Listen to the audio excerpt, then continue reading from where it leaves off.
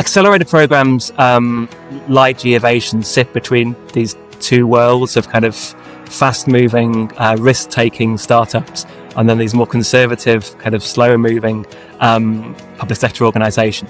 So Geovation is all about finding those opportunities. It's about supporting them, helping them grow. One great thing to learn from startups is the way they experiment and learn and pivot. You don't get value from startups in 6 months, a year, 2 years even. The average startup takes about 7 years minimum to really mature and really kind of turn into an organisation that is making sustainable revenue, sustainable value.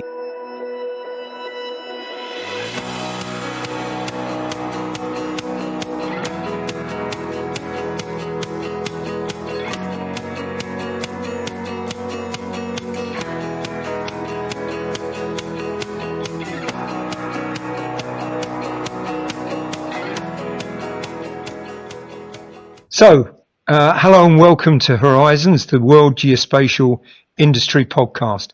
My name's Andy Coote. I'm Chief Executive of ConsultingWhere, a small specialist organisation working in the location field. And I'm also a member of the WGIC Committee on Sustainable Finance, and that's particularly the area where we can see that innovation, and that's going to be the subject that we're going to be talking about today, is important to us growing the industry.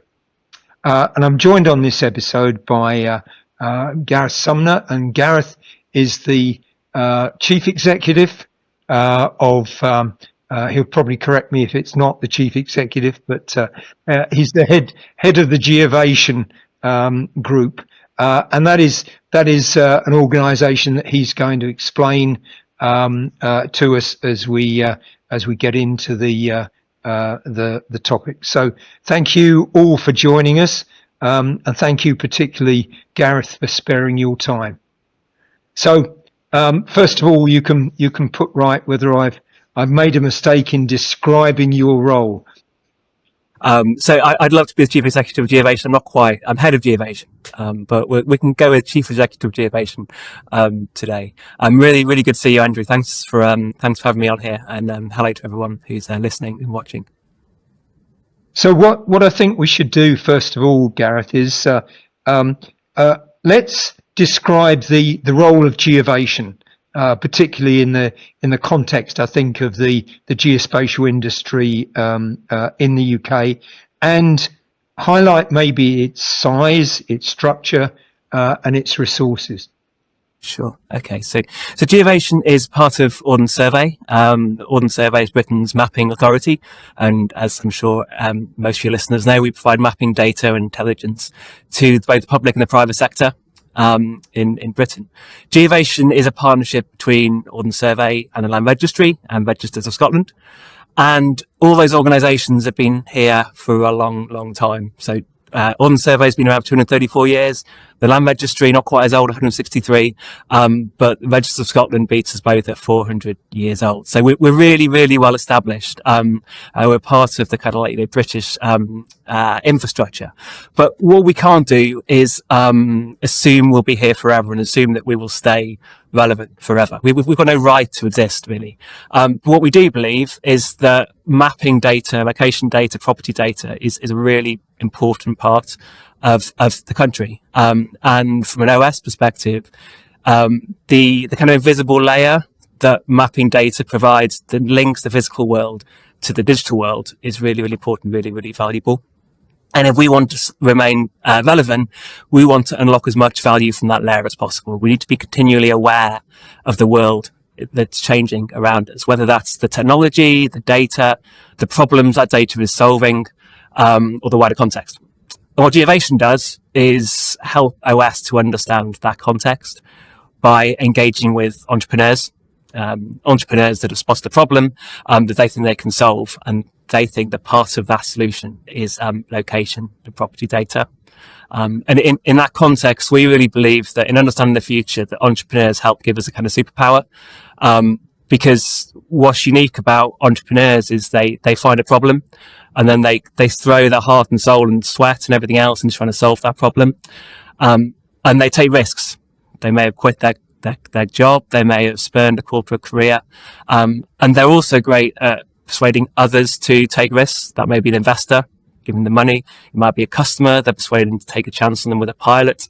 But together, there's a kind of a bubbling of risks around these entrepreneurs, and spotting those risks and seeing where they are is really useful for an organization like Ordnance Survey, not just because it can be hard for big public sector organizations to take risks ourselves, but because actually those risks are a signal, a sign there's something different is happening, and someone is thinking, actually, there's something new here that is worth paying attention to. And that's why Ordnance Survey and Land Registry and Register of Scotland want to speak to entrepreneurs, because it helps us to understand where the market for our data is heading in the future. So Geovation is all about finding those opportunities. It's about supporting them, helping them grow, and then learning from them. And that's the most important thing, really, that we want to learn from them. And we do that by creating a community. So we've got a community of people, including founders, and a wider ecosystem. And we run a set of programs that helps these startups experiment and implement the solutions they've got to their problems. And we do that by giving them access to expertise. Some of that expertise we've built up over the past hundreds of years, to data, and to a wider community and ecosystem. And it's a community of individuals who aren't kind of competing with each other necessarily. Sometimes they're competing, but most of the time they're helping each other out and learning from more experienced entrepreneurs. And I can go into more detail of the actual program if it's helpful. But one thing that is really special is that we have a really diverse range of entrepreneurs in Geovation. We're not just full of kind of geospatial experts who have got an expert, kind of a level of expertise in the space and want to go and kind of save the world with expertise. What we've got most of is problem solvers, people who've got some lived experience of a problem and want to solve it. And they've got this inkling that geospatial data or property data is part of the solution. And that leads to a really kind of diverse, interesting group of people, which never kind of fails to kind of motivate and inspire people here. So that's really, really useful. I think some key things there. First of all, the appetite for risk, which is quite difficult, I think, for public sector organisations, and the fact that the problem is not innately necessarily a geospatial one, but it's where geospatial can contribute towards the solution.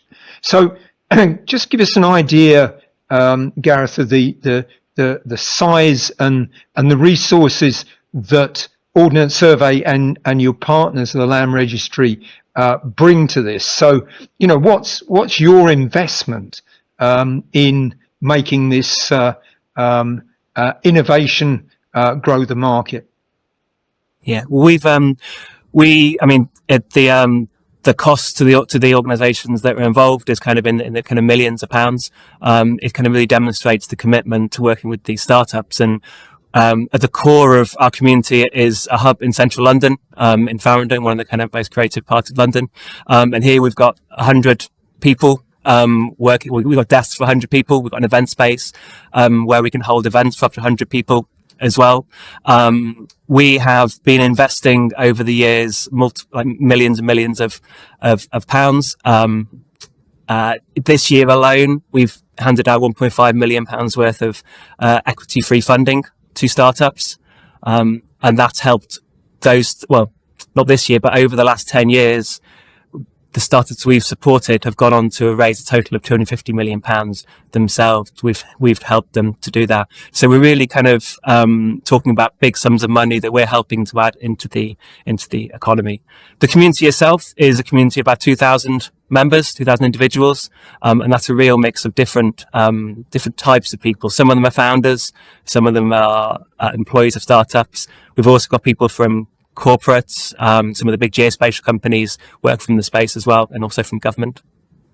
So it's a big community, and I think one of the key things you've done is you've managed to bring in all parts of the geospatial industry into your ambit. And I think that even people like myself who are not directly involved with any of the startups can attend events and see the benefits of what you're doing and learn from that. And I think that's a remarkable facility to provide to the industry as a whole. Okay, so I think what we'd then like to understand, Gareth, is the way in which you structure your recruitment of startups. You have, I know, various cohorts, and you set them various kinds of challenges, and then you pick from those who you're going to fund. If you could talk us a little bit through that process, I think that would be great. Yeah, sure. So we've got two types of program at Geovation. One is our accelerator program, which is a regular program which we run every 6 months. And the other one is we also run challenges, and often those challenges are in partnership with other organizations. And we run those challenges kind of as and when there is a key challenge we want to kind of try and overcome. I'll talk about the program first, because that's what we do every 6 months. So every 6 months, basically, we recruit 6 startups. And each of those startups, we give them some equity-free funding. We give them some business building support to help them build their businesses, access to space here in the hub. But critically, we then give them access to technical expertise, which enables them to really kind of understand how to use geospatial data and property data, integrate that into their products. And we try to kind of build with them an experiment to work out what is the best way of building the products to solve the problems they're trying to solve. And we provide that over a 6-month or 12-month program in total, but the first 6 months is intensive, and then the second 6 months is kind of a bit more hands-off. And you asked about the recruitment process. And so every 6 months, we put out a call. The next one will be in the new year in January. And there's about 3 months basically for startups to apply for the program. We tend to get about 150 applicants to each cohort, which is quite a lot given we've got to whittle that down to just 6. But that whittling down, that review is genuinely one of the best, most exciting parts of the job, because the diversity of ideas that come from these startups is brilliant. Really, really kind of interesting, really inspiring that people are taking these risks to try and solve these problems. And then whittle it down to just 6. And what we're looking for in those startups is we're looking for the obvious things that you might expect. So we obviously want an idea that we think has a quick, clear grounding and has some validation with customers. It looks like it could succeed. But we're particularly interested in those use cases which are really pushing the boundaries of geospatial data or property data, because that's where we're going to learn the most. So we want something that will hopefully succeed, which doesn't look like it's a kind of completely non-starter idea. Something that's pushing the boundaries. And then finally, we want something that we think we can help with, where we can utilize the resources, the unique resources that we have within Ordnance Survey to help that startup. Okay, now that's. Do you want to turn to the grand challenges? Yeah, the challenges. Actually, I should also mention Geovation Scotland, because Geovation Scotland, that's run by Register Scotland, and that runs a similar program once every year where they take on 6 startups and provide a similar amount of support, but that's specifically for startups that are looking to launch within the Scottish market.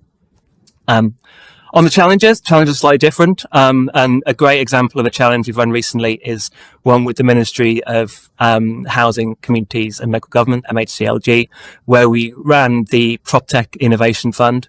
And this was all about trying to find innovators, not necessarily kind of early stage startups. And most of the startups that we support on the program are early stage startups. But on the challenge is any innovator basically that thinks they can help to solve or play a part in solving the problem of trying to deliver 1.5 million new homes, which is the promise that the government made in the manifesto. And for each of those innovators, we allocated £100,000 to help them develop some kind of pilot or trial with a local authority or a similar organisation to really kind of like test and develop and pilot and develop their idea further down the kind of readiness level.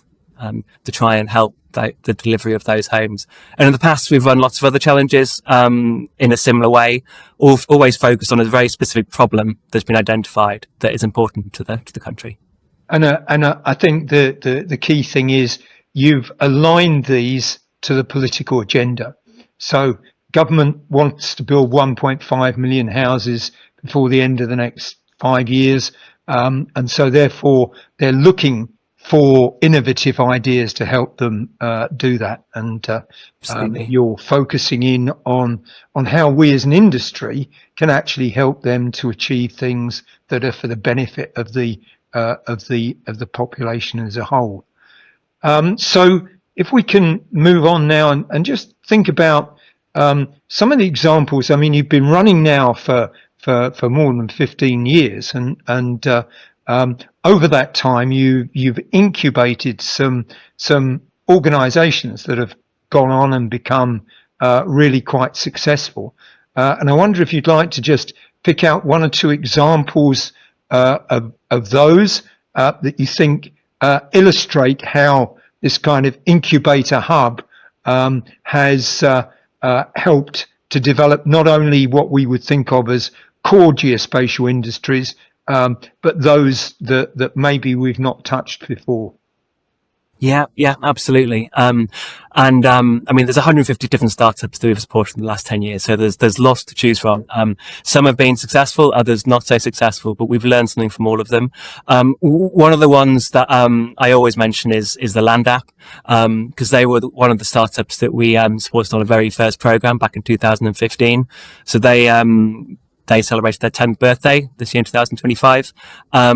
And they're a really good example of someone, who basically spotted a problem. So Tim Hopkins is the founder of Land app, and he grew up on a farm in Surrey. And like many, people from kind of farming families, he was considering kind of his role in the future of his family business. And he was beginning to realize that actual farming in this country was becoming increasingly unsustainable, unviable. And he was also really aware that the farming industry hadn't really kind of progressed as much as other industries. It hadn't digitized in the way that it really needed to. So he was having to deal with enormous paper maps with paper markings on them to really understand the estate, that his family owned. And he knew that he wasn't the only one that was facing this problem. There were 200,000 farms across the UK, and a third of those, in 2015 weren't making a profit. So it was really not looking good for the industry. So Tim took it upon himself to basically try and digitize the industry, and decided to develop some digital tools that would help farmers to better manage their land, manage their estates in a much more kind of organized, real-time, optimal way. And if you either know that industry, or maybe you've watched Clarkson's Farm a few times, you've probably seen Land app's logo on some of the plans, because they have become a leader in that industry now in over the last 10 years. And one of the great things about this story in agritech is also that although Land app kind of pioneered the way in digitizing that industry, that market, they've also kind of created space for other startups as well. So Soil Benchmark is another startup that we supported a couple of years ago, and they focus specifically on soil management. So they help farmers produce soil management plans for their farms. And one of the reasons why that's really important is because the soil management plan enables a farmer to access additional subsidy for their farm, which is really important for the reasons I described earlier on, in terms of the fact that a lot of farms aren't doing very well financially. And then the final startup I want to mention that's linked to Land app, or linked to the agritech industry, is OCO AG. That's a startup that we took on this year. And they're again focusing on farming, and they're focusing specifically on that problem about the fact that farming is unsustainable without government grants and subsidies. But the reality is that it can often be very hard for the farmers to work out which grants are appropriate to them and how to apply for them, particularly in the context that about a third of farmers have some kind of neurodivergent condition, such as dyslexia or ADHD, which makes that working with the government forms. I'm sure we've all had kind of challenges with government forms in the past. It makes it very challenging for them. So what OCO AG are doing are using geospatial data together with AI and large language models to make it much simpler and easier for these farmers to understand what subsidies they can get access to and then actually apply for them. So I feel like there's a really nice story there. The different Geovation startups have kind of really helped this industry to really make the most out of geospatial data. Yeah, no, look, I mean, those are fantastic, and it's relevant because WGIC is a worldwide organisation, and a lot of the challenges are in developing countries. Just one that sort of goes completely sideways to me, which I was very impressed with when I started hearing about it, is Flock. Would you just like to say a few words about them? Yeah, I mean, Flock is a startup that came to us and wanting to sell drone insurance. And this is because when, drones, so back in 2017, 2018, in fact, I was at Transport for London at this time, helping the Mayor of London to work out what to do about the kind of the hype around drones. But there were a lot of talk about drones, a lot of new organizations using drones for the first time to survey assets, or sites, etc. And what Flock wanted to do was to provide bespoke insurance for drone users, because at that time it was very difficult to get insurance in order to fly drones, and Flock had a new idea about using geospatial data to really kind of get insurance specifically for the flights that these drone users were providing. So we helped them and we supported them. What's interesting about Flock is that ultimately they went through quite a significant pivot, and they stayed with insurance, but they moved from focusing on drones to focusing on fleets of vehicles. And that was that's an example of kind of where a startup has gone through this pivot to really kind of optimize product market fit, to make the most of their technology. And they've done really well over the kind of past 7 or 8 years, since they've gone through that kind of that pivot and that process. So, that's another success story. Yeah. And the thing is, with a lot of startups, they realize they haven't quite got it right and they have to pivot, as you say, and actually the efficiency with which they make that pivot is often, the reason why they either sink or swim. Absolutely. So the other thing that I think leads from that is that very much startups are about individuals, and often it's about 2 individuals, often one who is the technology guy and somebody else who is more on the marketing and sales side, and the pair of those working together, in my experience, that tends to be quite a good mix for a startup to have those 2 sets of skills available to them within the organization. Absolutely. And often we've played a part in helping those teams come together. So we're not a venture builder, so we don't create startups, but often startups come to us in the very early days of their journey. And one example of this is Safest Way. Safest Way is a startup that helps people who feel vulnerable or unsafe, making walking journeys at night, particularly in cities. It helps them find safer walking routes, or particularly routes that feel safer because they're better lit. They're maybe not through kind of open parks. And Alessia from Safest Way got onto our program, and it was brilliant. I think it was a showcase from the previous. So we came onto our program. On the showcase from the previous cohort, she ended up meeting a co-founder who joined the team like the following week. So because we have got this kind of community of like-minded people within Geovation, it's also a great place to kind of like add team members, because it's important to have a balance in the team. And there's some great solo founders out there, but often you need other people to really bounce ideas off and build something together. So you're a bit of a marriage broker as well. Can be, yeah. That's great stuff. So, Gareth, if you were talking to our audience today, which are WGIC covers both large and small commercial players in the geospatial industry, and you were to advise them how best to interact with an innovation hub like yourselves, what would be some of the top tips that you would actually offer to them? Sure. Well, I think the first thing is events. one of the things that the kind of a key entry point or a touch point for us is the events that we run. And we run events in the hubs, which is obviously great if you're based in London or the UK, but we also run events online or hybrid. And these events are open to anyone really to kind of join. One of the ones that I found most exciting is a showcase we have every 6 months. At the moment, that is in person, but we are exploring whether we can stream that as well to make it open to a wider audience. And that showcase is all about the 6 startups we've been supporting for the last 6 months, pitching their ideas, talking about what they've achieved. But it's also much more than that, because there's a chance to really kind of meet those startups in a friendly community, get to know them and share ideas, and help to build things together. But it's not just our events, which are an opportunity. What we really try and do with our community, with our startups, is try and find opportunities to put them front and center within the industry, other industries.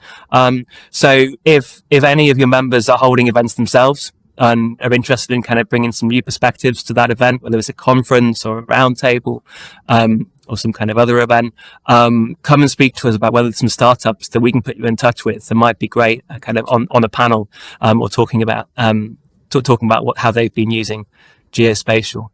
The other thing that we do at Geovation is that we have a membership program, and that's not just for startups. We also have a corporate catalyst membership, and that's about trying to unlock benefits of engaging with the Geovation community for the larger organization. So that can include the benefits of presenting to the startups, sponsoring events, coming into the office and using our office space if they haven't got a space in London. But what we always try and do with those memberships is really kind of develop them to the needs of the member. So it's about a conversation of understanding what you want to achieve from engaging with these startups. And then I guess finally, we love building things together. So we've had partnerships with the Land Registry and Register Scotland now. We're working with MHCLG. If there's anyone out there who wants to build something similar, run a challenge, then it's something that we can talk about doing and try and focus startups on a specific challenge that you think is worth solving.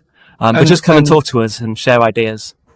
And I think, in general, you'll find that venture capitalists or angel investors, what they're looking to do is to identify these kind of innovative directions.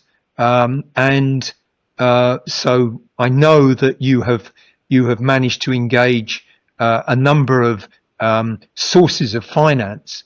Particularly, that's probably helped by being in London. But they both, I think, and correct me if I'm wrong, have helped organisations just to keep them going during the first few months alongside your finance, but then have helped them where they've seen they're being successful to then go for seed funding, and then beyond that, round A, B, C, and D in their stages of growth.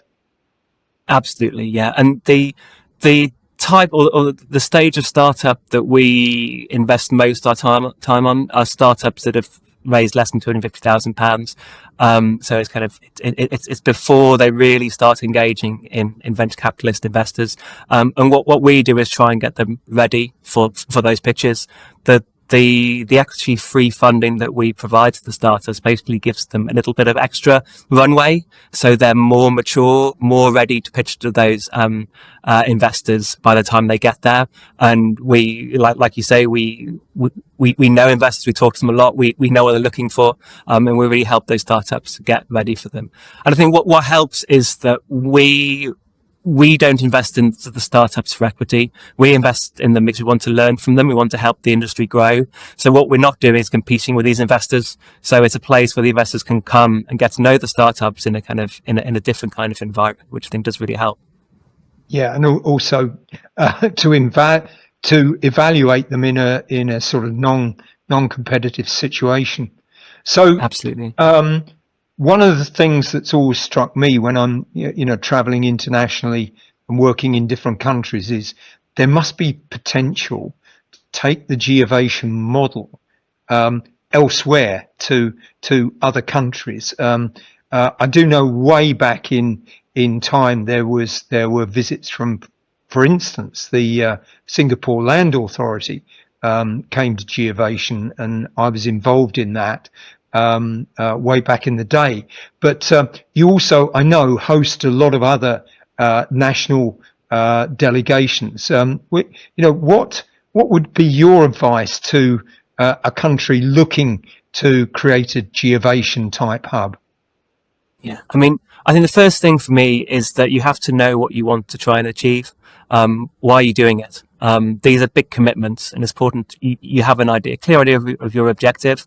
Working with startups can be really transformational, but you have to know kind of what it is you're going to measure success on. And if the organization that's considering it is a national mapping agency like Ordnance Survey, it's probably not worth trying to make an equity investment accelerator.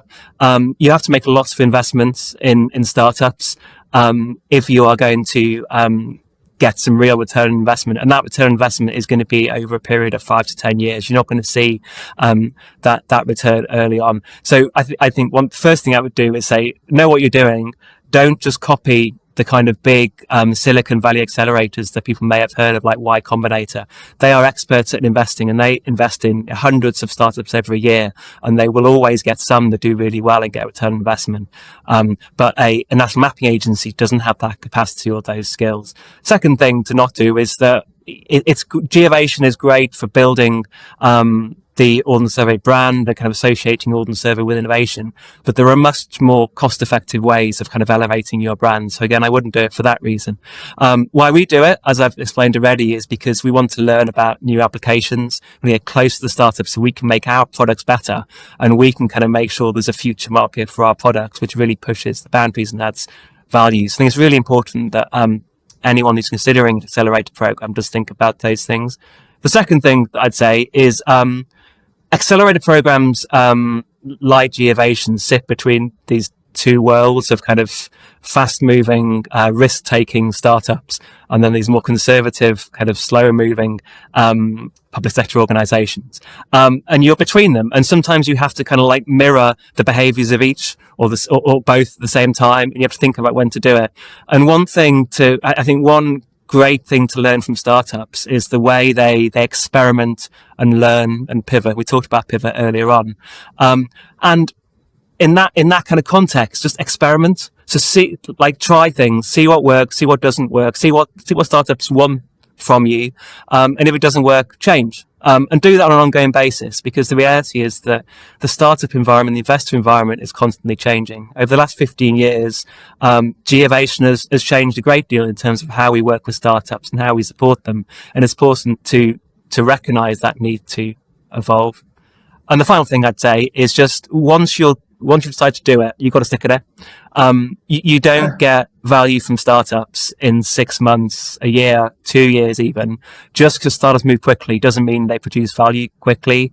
The average startup takes about 7 years minimum to really mature and really kind of turn into a organization that is making sustainable revenue, sustainable value. And that means if you're hoping to learn from these startups about the future, you've got to have a similar time horizon. And we're lucky in Ordnance Survey and Land Registry and Register of Scotland that they've made that investment of time, and they're willing to wait for the rewards. But there's no point in judging the success after just a couple of years, because you just won't see it.